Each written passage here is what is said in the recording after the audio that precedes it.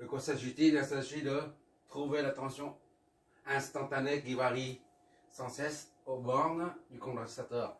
D'accord? Bon, on n'a qu'une seule formule à retenir jusqu'à présent.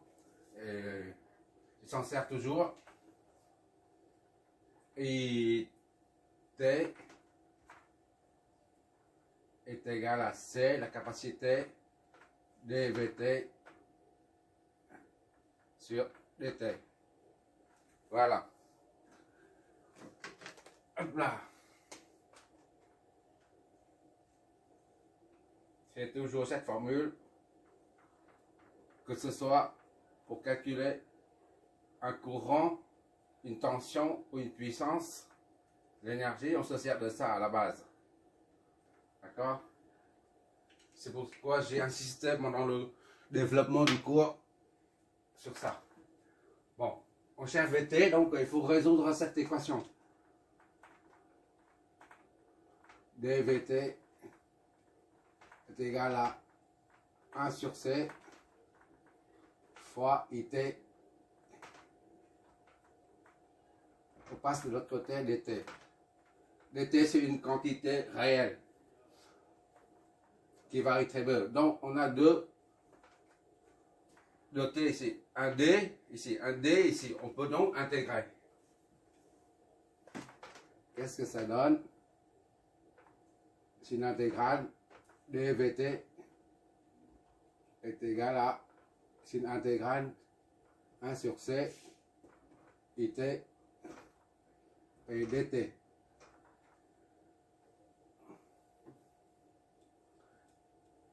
Rappel, x c'est 1 est égal à x1, d'accord? La dérivée de ça là, ça donne 1. On met ici là 1. D'accord? Et 1 moins 0 c'est 0. X fois 1 moins 1, ça fait 0.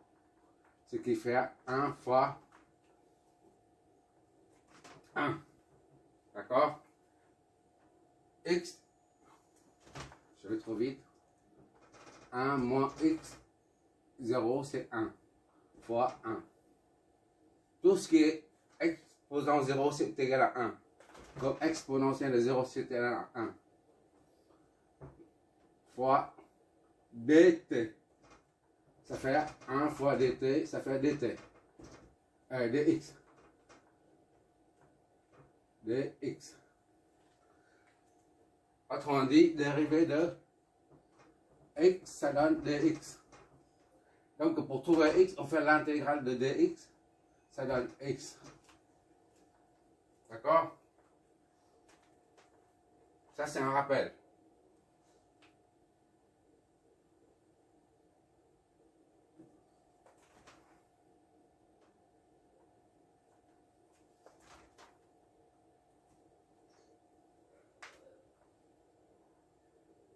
Dérivé, ça donne ça.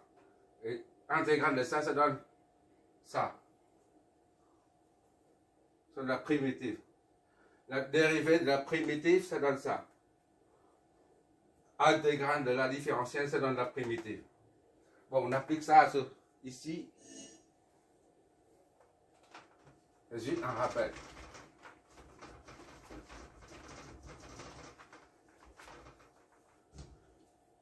Bon. Comme on vient de dire, intégrale de dx, c'est x. Donc, intégrale de dvt, c'est vt. D'accord? Il n'y a plus de d ici. Il n'y a plus de d ici. Là. Voilà, c'est pour dire. Le rappel tout à l'heure, c'est pour dire ça. Intégrale de dx, ça donne x. Et intégrale de dvt, ça donne vt. Donc, ici, on a vt est égal à, on laisse ça tel quel là, 1 sur c, it, dt. Ça, c'est la constante. On peut sortir du signe intégral. Vt est égal à 1 sur c intégrale de it fois dt. D'accord? Or, IT est égal à 50. Amplitude c'est en milliampères, donc on convertit ça en ampères. Ça donne 0,05. 0,5 ampères. Sinus 120 pi T. D'accord? Ça c'est en ampères. Alors, et C est égal à 100. 100 microamps, c'est-à-dire 100 fois 10 puissance moins 6 farad. D'accord? On remplace tout ça, on injecte tout ça dedans. VT est égal à 1 sur 110 moins 6, d'accord? Intégrale de 0,05 sinus de 120 pi t fois dt. N'oubliez jamais cette petite quantité de variation. Ça donne 0,05 sur la constante, on la sort. Intégrale de sinus 120 pi t dt. D'accord? Ça donc, ça reste constante. Par contre, on doit trouver ça. Un autre petit rappel. Cosinus, sinus, moins cosinus. D'accord? Ça, c'est pour dériver. On va dans le sens horaire. Dérivée primitive intégrale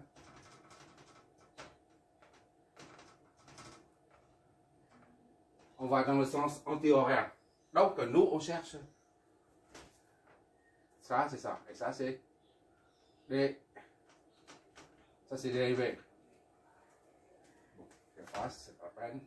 Pour faire une intégrale, on part d'ici la sinus, d'accord? On va dans le sens, dans l'autre sens. Sens anti-horaire, sinus ça donne, c'est-à-dire sinus, ça donne intégrale, là ça donne moins cosinus. Moins cosinus, d'accord? Sinus ça donne moins cosinus. Donc pour un sinus AX, on a moins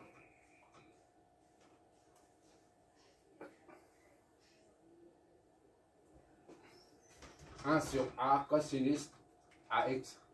Je crois que c'est ça.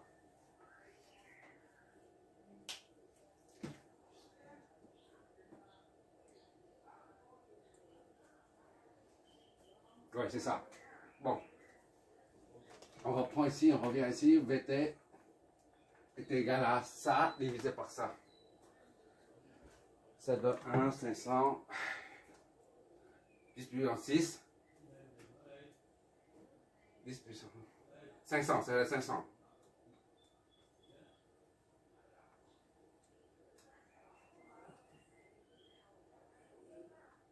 500. Ça donne égal à 500. 500, ok. 500. Sinus A c'est 120 pi, d'accord? Ça, moins A, moins 1 c'est moins 1 sur 120 pi, d'accord? Moins 1 sur A, moins 1 sur A, fois cosinus AX, fois cosinus de AX, c'est ça. A c'est 120 pi X, en l'occurrence c'est T. Voilà. T1 à T2. T2. Si on voit comme ça. D'accord? Pour l'instant, on reste en indéfini. Une intégration indéfinie. On n'a pas encore fixé. Qu'est-ce que ça nous donne? 500 divisé par 120.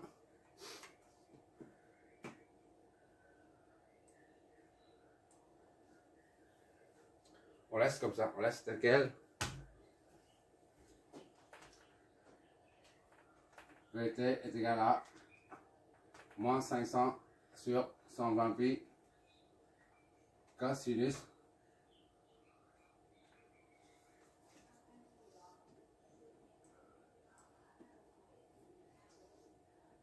de 120 pi. Ok, d'accord? Voilà.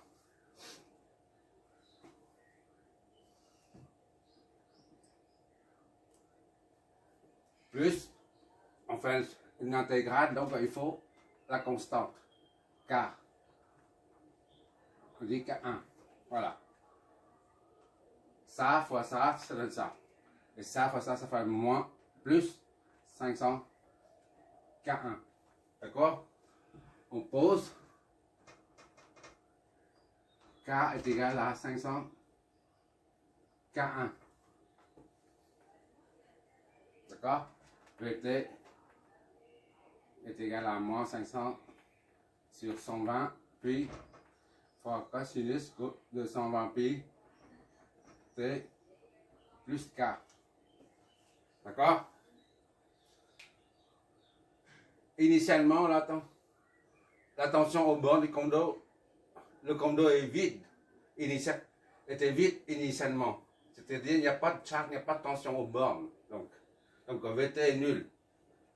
Or, initialement,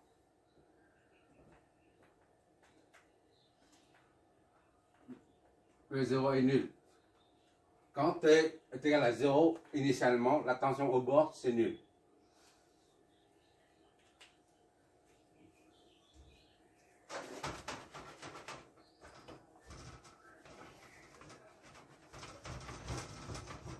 Bon. Donc, on va trouver. Ça, c'est presque fini, mais il reste la constante à déterminer. C'est tout.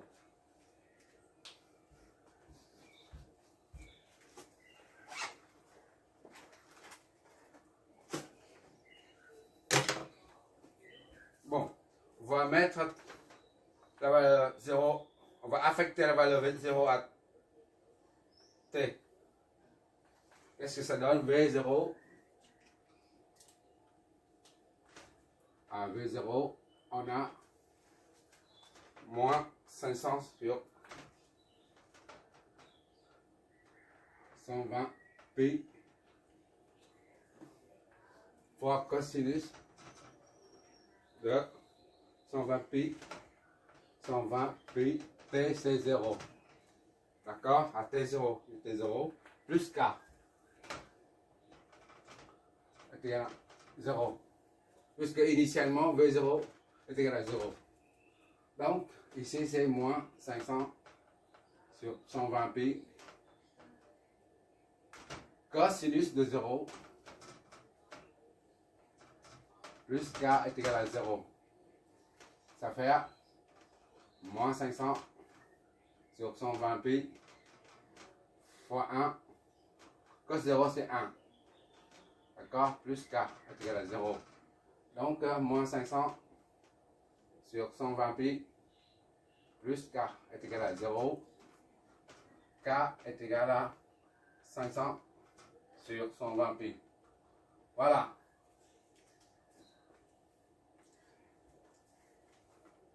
On revient ici, on exprime T dans sa totalité, VT dans sa totalité.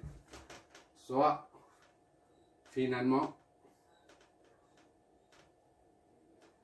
on obtient VT est égal à moins 500 sur 120 pi. Moins 500 sur 120 pi.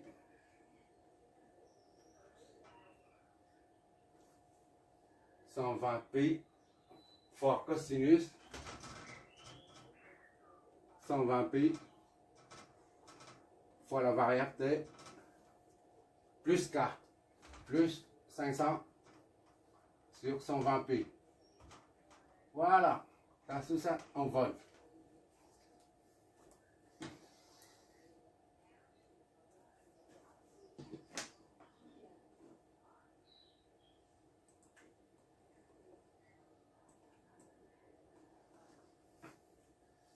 qu'est-ce qu'on peut... On peut mettre ça en facteur. Vt est égal à 500 sur 120 pi. D'accord? Ça, en facteur. On isole. Ça donne 1.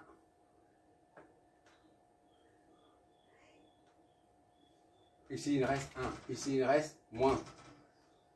Cosinus de 120 pi t. Voilà. La tension aux bornes. Comme d'eau.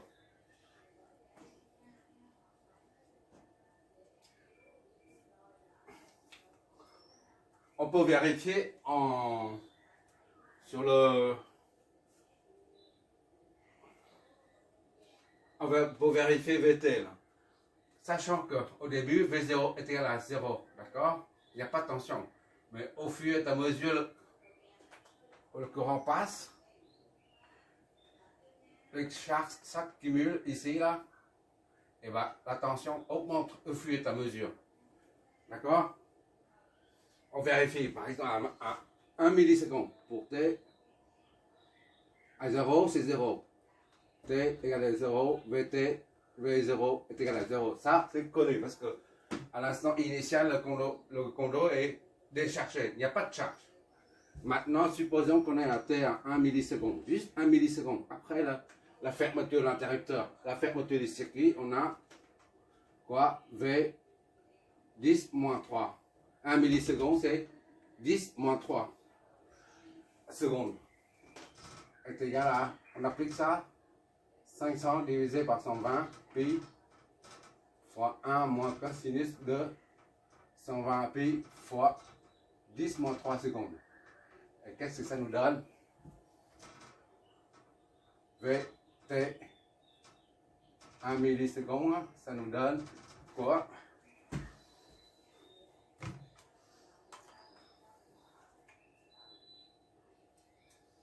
500 divisé par 120 pi. Ok, 120 pi. 120 pi. Fois 1 moins cosinus. Cosinus, c'est pas sinus. Cosinus de 120 pi fois 10 puissance moins 3. Voilà.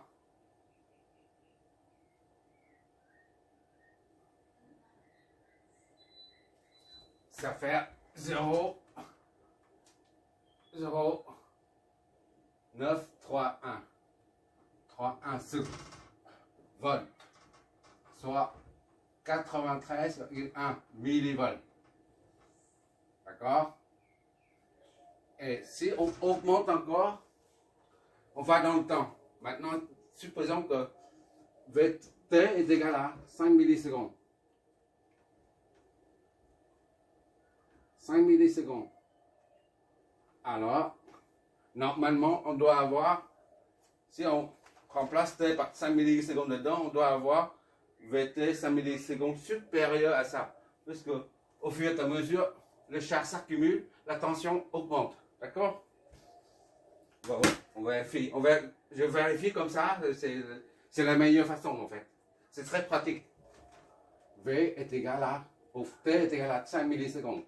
5 10 puissance moins 3 est égal à 500 sur 120 pi. D'accord? Fois 1 moins cosinus de... Il suffit de remplacer 1 milliseconde par 5 millisecondes. Cosinus de 120 pi fois 5 10 puissance moins 3. Tout ça est égal à... Normalement, on doit trouver ça supérieur, sinon c'est pas bon.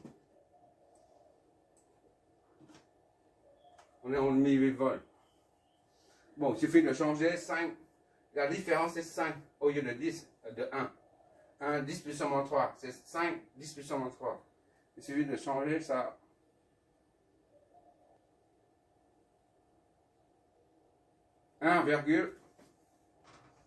73, ça c'est en vol. D'accord? Ça, on divise par ça. On divise par 0, 0, 93, 1. 18 fois de plus.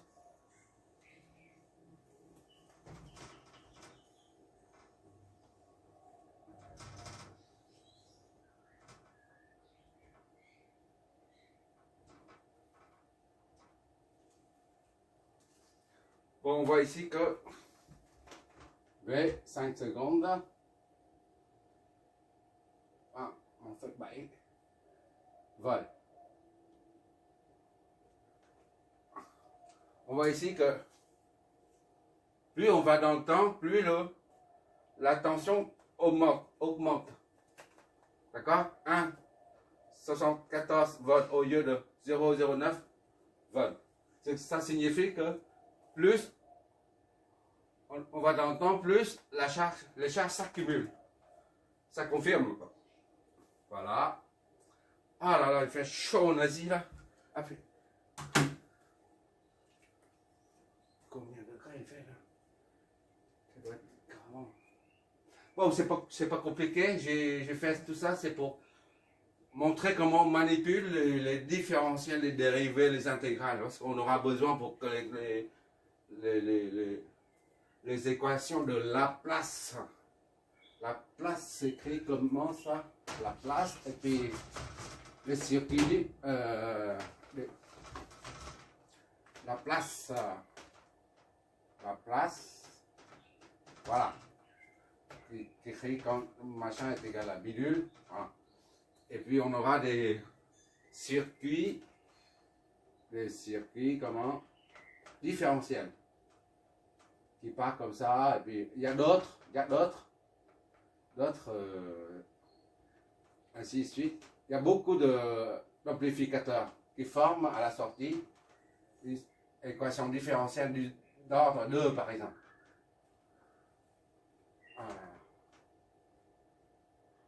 Je ne me rappelle pas, mais le temps venu, on verra ça.